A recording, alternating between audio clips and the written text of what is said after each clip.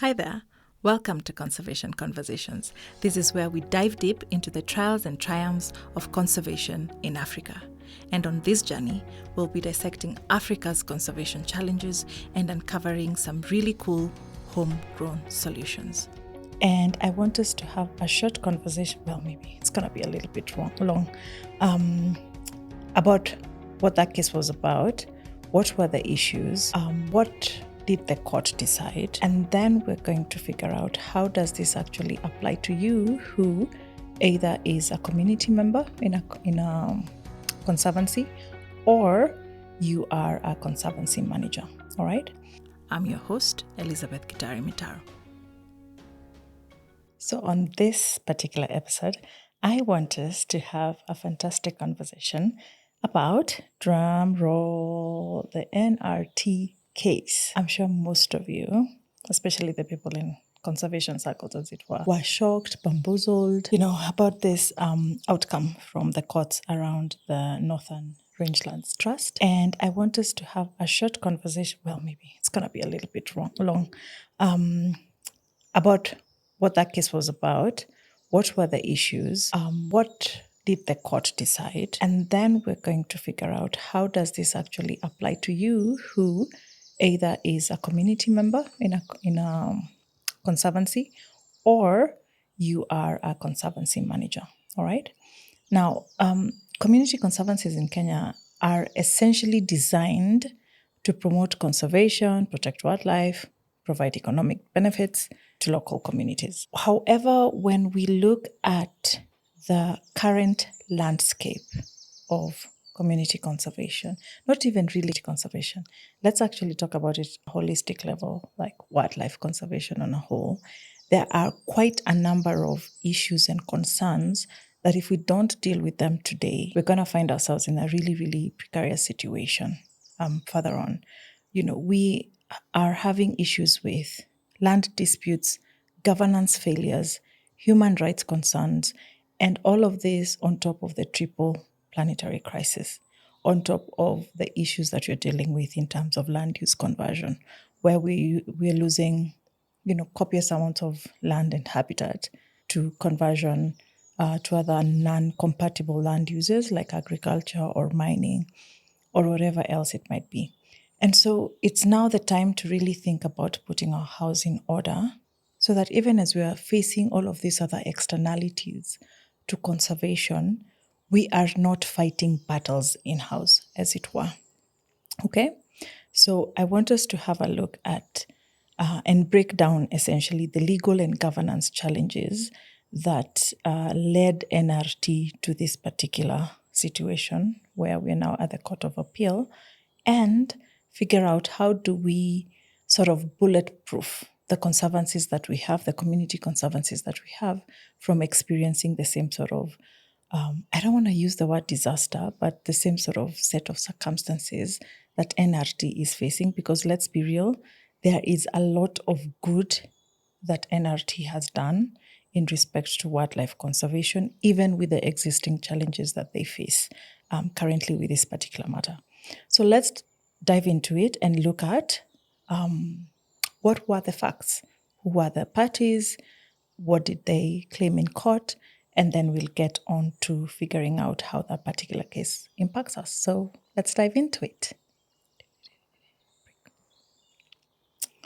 So the case involves 165 petitioners who represented, or are actually still representing, residents of Merti sub-county in Chari and Cherab wards in Isiolo County.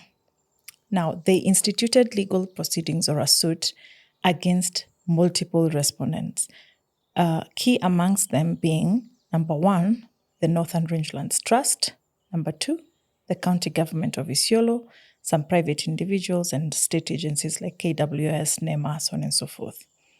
The petitioners essentially challenged the establishment and management of community conservancies on unregistered community land, and they were arguing that the process was undertaken without proper legal procedures, without meaningful public participation, or even any adherence to specific constitutional and statutory requirements.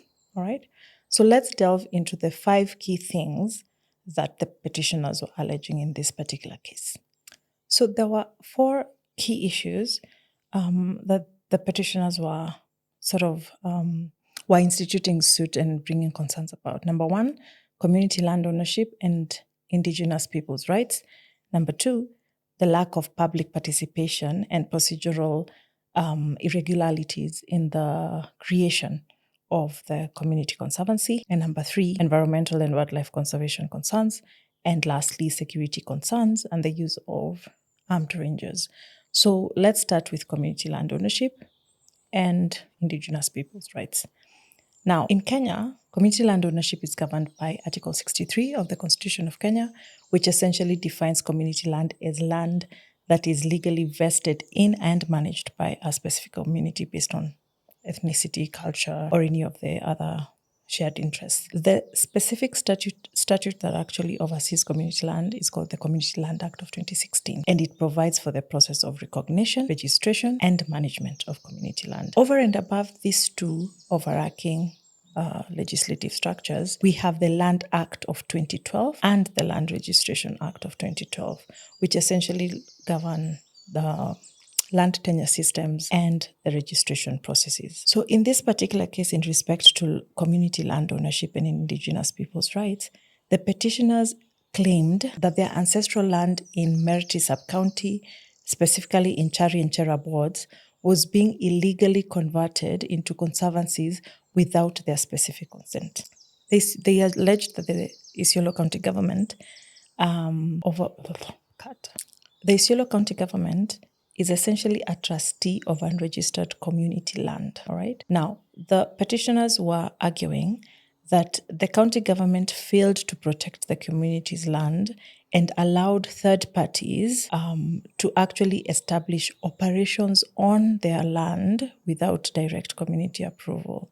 Now, this particular failure essentially violates Article 63, subsection 3 of the Constitution of Kenya, which essentially mandates that unregistered community land cannot be disposed or converted for other uses without specific community approval, okay? And it's not the first time that we've seen communities go to court to argue and agitate for their rights in respect to land ownership. We had the Endorois case in 2010 that was finally decided by the African Commission on Human and People's Rights. And in the Endorois case, the court established that indigenous communities must be consulted before land use changes affecting their traditional territories are actually implemented by either government or third parties. We also have the Ogiek case that is quite, renowned. And again, the Africa Court on Human and People's Rights in 2017 ruled that the Ogiek community actually had ancestral rights over the Mau Forest and that their actual eviction from the Mau Forest without their consent violated their land rights, irrespective of the fact that the Mau Forest Reserve is actually a gazetted national sort of asset, let's call it an asset. So the question then becomes, should the petitioner's community land have been designated as a conservancy or its land use changed from pastoralism to wildlife conservation by the county government without necessarily going into consultation with the community, especially given the fact that the county government has power to manage and oversee unregistered community land, right? So this failure of the county government to secure community land tenure then makes it very vulnerable to illegal appropriation and forced displacement, right? And by permitting private entities, like, for example, the Northern Rangelands Trust, to establish conservancies, the court was ruled that the county government actually acted in breach of Article 63, subsection 4 of our Constitution. The second issue that was raised by the petitioners was the issue of public participation and procedural irregularities. And I think we have covered public participation extensively in season 1 of this podcast, but let's just do a short recap. Public participation is a constitutional right. Under Article 10 of the Constitution, there is a list of national values and principles, and it lists public participation as a national value and a national principle. When you go further down to Article 69, subsection 1, subsection D, you find that there is a mandate on government that public participation in environmental conservation and land use decisions must be streamlined and implemented. Additionally, when you look at Section 87 of the County Governments Act of 2012, not 2022, 2012, you find that there's a requirement for county authorities and county governments to actually conduct inclusive and documented public engagement.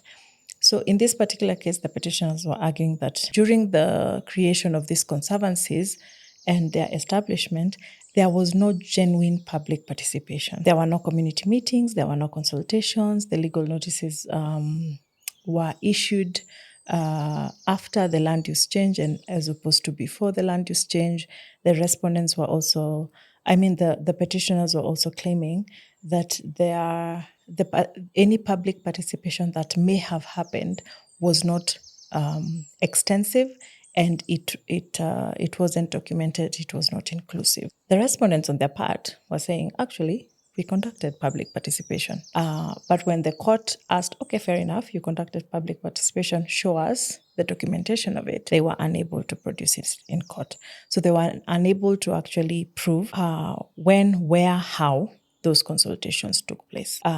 Now, the failure to follow these legal procedures for community land use planning and the lack of free, prior, and informed consent becomes a key issue when you're talking about public participation in this particular case. Now, FPIC is a key requirement under the UN Declaration on Rights of Indigenous Peoples, and it's also a requirement under the Community Land Act as well, I think under Section 7. So this absence of documented community feedback as well makes the process highly legally questionable.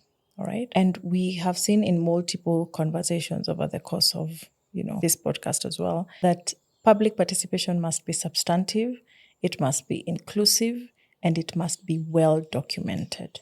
What does this mean? Token meetings, calling meetings for the sake of ticking a box do not actually satisfy the constitutional threshold. And courts have previously ruled that the lack of genuine public participation invalidates projects. Go back to court decisions in the Muikol Basin case, in the Expressway case, in the Southern Bypass case, all right? So all of these challenges actually continue to exist. Now, the third issue that was raised as well was on environmental and wildlife conservation. There is a specific legal requirement for the implementation of environmental impact assessments before projects are actually implemented. You will find this in MCA, you will find this in Article 42 of the Constitution, and you'll also find it in the Wildlife Conservation and Management Act, which essentially requires approval from KWS for conservancy operations. The petitioners in this case were arguing that there was no EIA conducted before the conservancies were established. However, which was a very interesting thing, KWS actually denied issuing any approvals for conservancies in Isiolo County. So those specific conservancies in Isiolo County. And the environmental and social impacts of conservancies on pastoralist communities were actually not assessed. Or if they were assessed, they were not disclosed to the communities. This lack of environmental assessment reports and feasibility studies and impact mitigation plans essentially renders conservancies illegal under environmental law if these assessments haven't been done. And you will find under Section 58 of MCA that any project affecting land use must undergo an EIA before commencement. And the courts have actually previously halted projects that violate EIA requirements. You remember the Save Lamu case under the National Environment Tribunal, Expressway case as well, and so many other cases where, the court has held as a gold standard that EIAs must be conducted, all right? Now, the fourth concern is around security and this issue of armed rangers, all right? Now, the National Police Service Act gives exclusive policing powers to the national government. Private security forces or armed conservancy rangers essentially are not technically recognized under Kenyan law. The petitioners were claiming that the armed rangers that were employed by NRT had been used to intimidate and evict community members from their land in order for that land to be set aside for wildlife conservation. All right.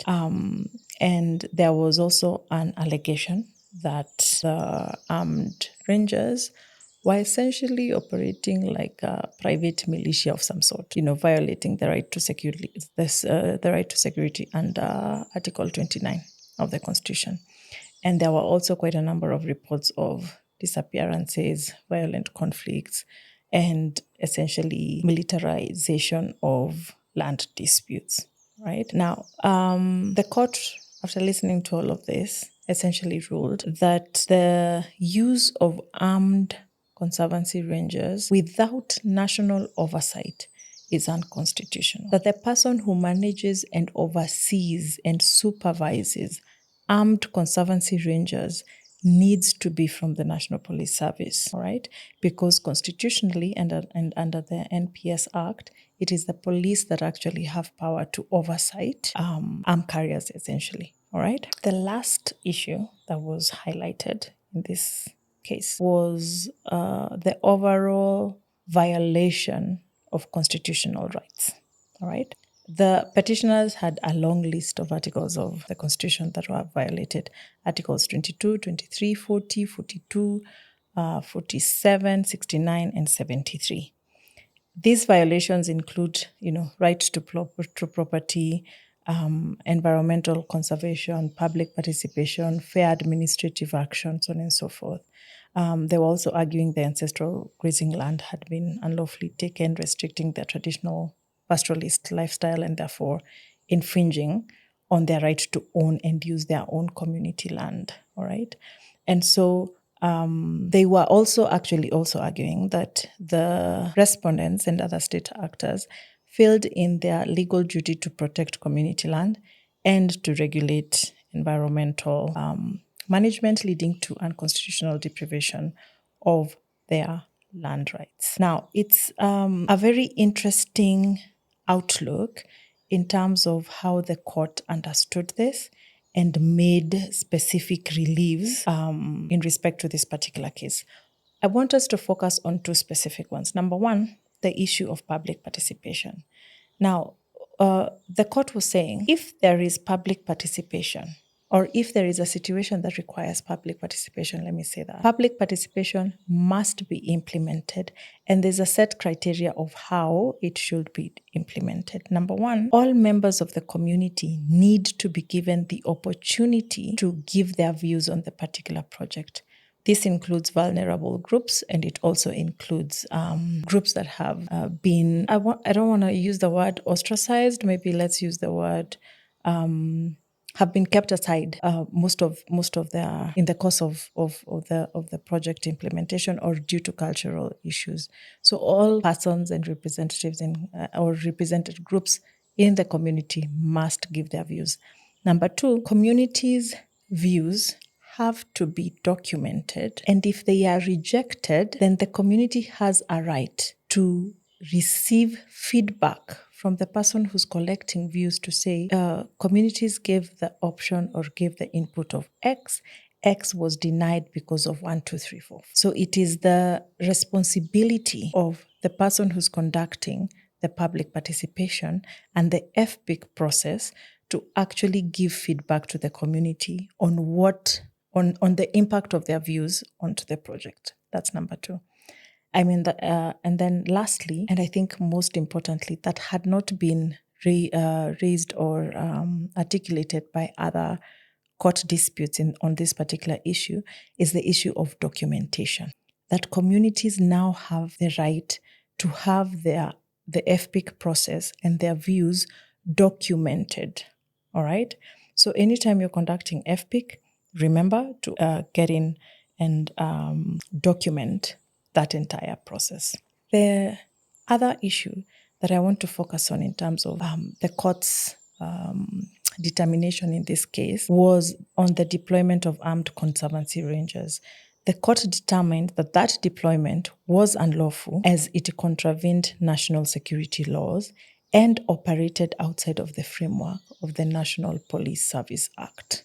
Okay. What this then means is that there will be need for all community conservancies, or even not even necessarily community conservancies, any conservancy that has armed rangers to effect oversight of their rangers and of their armed rangers through the NPS Act and the National Police Service in whichever county that they reside. All right.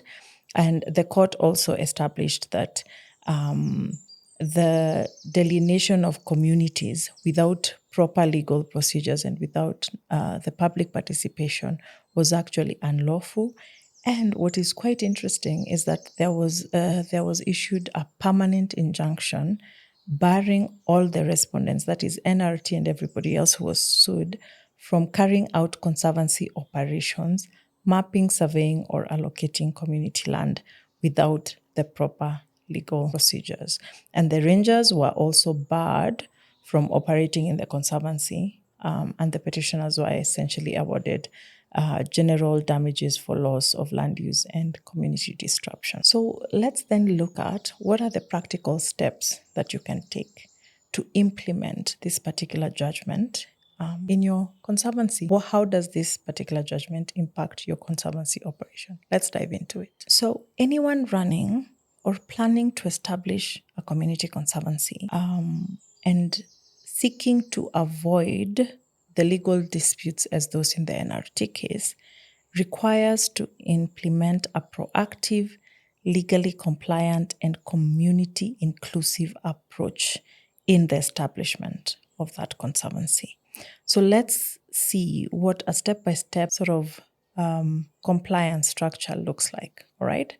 So number one, legal and regulatory compliance. What are the key legal requirements for the establishment of conservancies? Number one, and specifically community conservancies. One, the Community Land Act of 2016. It ensures that community land is properly registered before any project is undertaken. Number two, the Wildlife Conservation and Management Act of 2013 that governs how wildlife conservancies should be established and managed. Number three, MCA, which mandates environmental assessments before the projects begin. And lastly, and overarchingly, the Constitution of Kenya under Articles 10, public participation, Article 63 on community land rights, and Article 69 on environmental protection must be adhered to. So what are the practical steps that you should take in respect to full meeting your legal and regulatory compliance? Number one, secure community land registration. Work with the county government or in whichever county that you're in and the National Land Commission to register that community land before launching a conservancy. Number two, engage the community land management committees as per Section 7 of the Community Land Act. Make sure that all of those meetings have minutes recorded. If you're able to take videos of those meetings, make sure that you take them and ensure that all the resolutions that are passed meet the statutory threshold of 2/3 majority. After that, seek your approval from Kenya Wildlife Service to establish a conservancy on the land. Remember, under the Community Land Act, you will have mapped your land use and your land management, okay? Ensure, number two, that you conduct an environmental impact assessment and submit the same for authorization to the National Environment Management Authority. And lastly, ensure that all your conservancy personnel, your rangers, your managers, whoever it is that is carrying an arm on the conservancy is actually compliant with the National Police Service Act.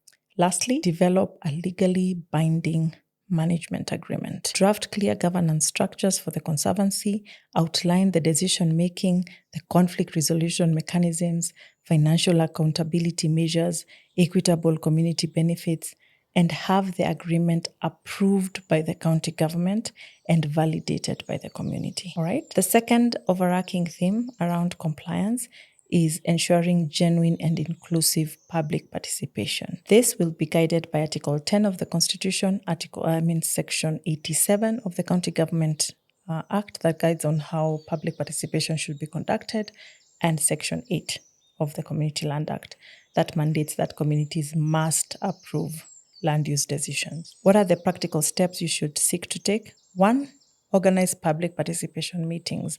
Conduct them early and consistently in the local language of the community.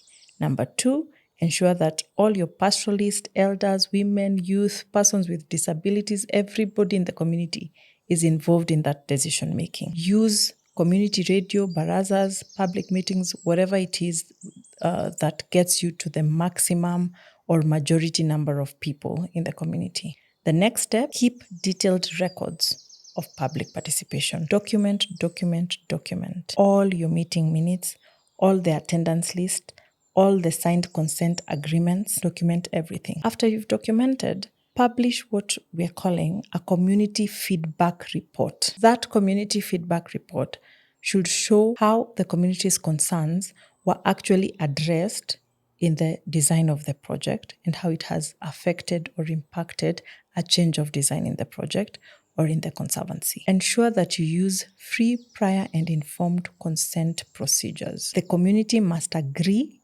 voluntarily, okay? And you must provide full disclosure of all the conservancy's impact on land, on resources, and on livelihoods. Remember, one of the key things that the court faulted NRT for is that it said NRT did not disclose what the impacts of having wildlife conservation would be on the pastoralist's livelihood and their culture and their way of life. Whether those impacts are positive or negative, you're now required to disclose them to the community. And lastly, hold annual review meetings. Establish what we are calling a Conservancy Oversight Committee with majority community representation and conduct yearly audits on community involvement and adjust any policies, any land use management plans, whatever it is, to meet the current demands of the community in that particular year. The third overarching thing or issue that you need to think about in terms of a practical implementation of this particular ruling is around transparent and equitable resource sharing. And this is guided by the Community Land Act, Section 13, on benefits sharing of benefits derived from land uses and their fair distribution, and also the Wildlife Conservation and Management Act under Section 76 around sharing revenues with the community. What are the practical steps that you can take to ensure transparent and equitable resource sharing? 1, develop a clear revenue sharing model. Allocate a percentage of conservancy earnings to community welfare programs. Establish either a trust fund or any other mechanism for equitable distribution of income from all the revenue streams, whether that's tourism, grazing, donor fees, whatever it is. All right. If the revenue sharing model includes direct payments, ensure that the direct payments are transparent and they are traceable, okay, and that they can be audited. Number 2, ensure employment opportunities for locals. Prioritize hiring from community members. Offer training programs on conservation, hospitality, whatever it is. Number 3, hold and provide regular financial reports. Hold quarterly financial meetings. Update the community on your income, your expenses, your conservation, your investments, and engage independent auditors to ensure that there's transparency. And lastly, on the issue of law and regulated security operations in implementing this particular judgment, ensure that you're compliant with the National Police Service Act, which outlines who can carry firearms and who can conduct security operations. Ensure that you comply with the Wildlife Conservation and Management Act that defines the role of community rangers, what they can and cannot do, and ensure that you comply with the Kenya Arms Act that regulates the licensing of firearms. What are the practical steps you can take for this? 1, ensure your rangers are legally recognized. Seek formal recognition from KWS for your community rangers.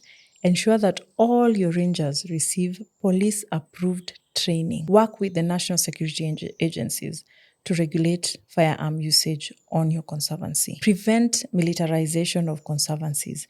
Rangers should not be used to intimidate communities. Any security action must comply with human rights standards, okay? And then establish a community security committee where there is a grievance redress mechanism for resolving conflicts and involve your local leaders in security decisions to prevent misuse of power. And then lastly, well, not lastly, maybe we have two more, but the issue around sustainable environmental wildlife management, all right? Develop sustainable land use plans, work with environmental experts to ensure that the conservancy doesn't disrupt local livelihoods, use grazing plans that actually balance livestock, wildlife, and ecosystem needs.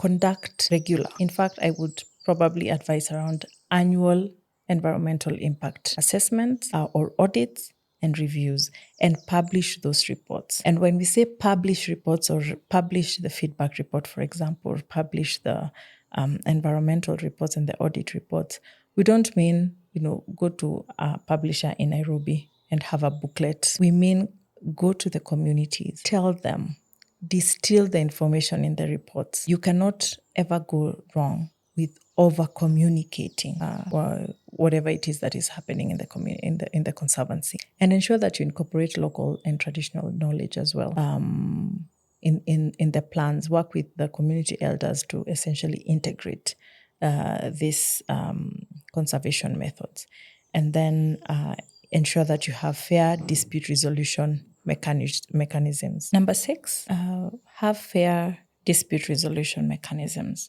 All right. Institute the alternative dispute resolution mechanisms for land conflicts outlined in Section 23 of the Community Land Act, as well as Article 159 around use of mediation and arbitration. Set up community-based conflict resolution committees. Partner with elders and religious leaders and legal experts to resolve conflicts out of court. I encourage the use of mediation and have clear land use agreements that are written and legally binding to prevent disputes over land ownership. So in conclusion, to prevent the disputes, such disputes like with the NRT or that NRT faced in the Osman case, if we can say that, the community conservancies must obtain all necessary legal approvals before starting operations, all right? Ensure full documented public participation in decision making. Guarantee fair and transparent revenue sharing to community members. We need to also avoid the use of unauthorized security forces and ensure that all our rangers have all the requisite clearances from NPS and from KWS. And we need to develop sustainable environmental practices that benefit both the community and biodiversity. And we need to resolve disputes fairly and inclusively. And if you need any help in implementing some of these strategies that we've talked about, feel free to reach out to me on LinkedIn, even on our Green Brief page on Instagram, or even on our website. We will be more than happy to support you in ensuring that you're compliant and that you are essentially clear in the sense of implementing this particular judgment that has far-reaching, if I can say that, implications on wildlife conservation in the country. Thank you so much for making it to the end, and I hope to interact with you on the next one. Please let us know through our emails and through interacting with the podcast on our social media platforms. What other topics you would like us to cover? If you would like to be a guest on the platform, reach out to us and we will be able to arrange that. And until next time, I'm your host, Elizabeth Gitari Mitaro.